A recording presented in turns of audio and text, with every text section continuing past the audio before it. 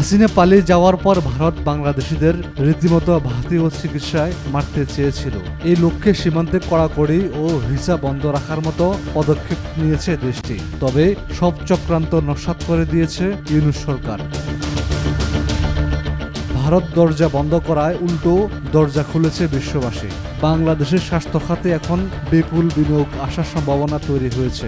এই বিষয়টি নিয়ে সম্প্রতি প্রতিবেদন করেছে বিশ্বের প্রভাবশালী ম্যাগাজিন ফোর্বস। ফোর্বসের প্রতিবেদনে অস্ট্রিয়ান বংশোদ্ভূত বিখ্যাত পরামর্শক ও শিক্ষাবিদ পিটার ড্রকার বলেন, আজ যারা বাংলাদেশে বিনিয়োগ করছেন তাদের সামনে রয়েছে এক বিরল সুযোগ।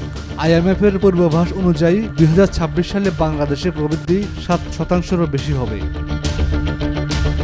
প্রতিবেদনে বলা হয়, বাংলাদেশের স্বাস্থ্য খাত আজ এশিয়ার সবচেয়ে আকর্ষণীয় বিনিয়োগের ক্ষেত্রগুলোর মধ্যে একটি। উন্নত সেবা পেতে আগ্রহী জনসংখ্যা, বেসরকারি অংশগ্রহণকে উৎসাহদানকারী সরকার এবং চাহিদা ধারাবাহিকভাবে সরবরাহের চেয়ে বেশি হওয়ায় এটি এক বিশাল সুযোগের মুহূর্ত। বিনিয়োগকারীদের এই বাজারে আগেভাগে প্রবেশের মাধ্যমে স্বাস্থ্য খাতের ভবিষ্যৎ গঠন এবং যুগান্তকারী ব্যবসা গড়ে তোলার সুযোগ রয়েছে।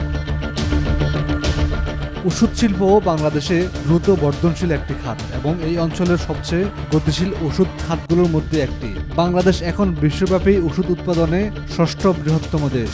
বাংলাদেশি ওষুধ কোম্পানিগুলো ইউরোপ, যুক্তরাষ্ট্র সহ 150টিরও দেশে ওষুধ রপ্তানি করে।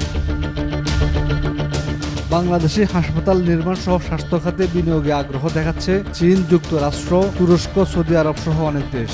এসব দেশ বাংলাদেশে বিশ্বমানের হাসপাতাল সহ স্বাস্থ্য অবকাঠামো নির্মাণে আগ্রহী। মূলত এই বিষয়টি ভারতকে শঙ্কিত করে তুলেছে। ডেস্ক রিপোর্ট, আজকাল।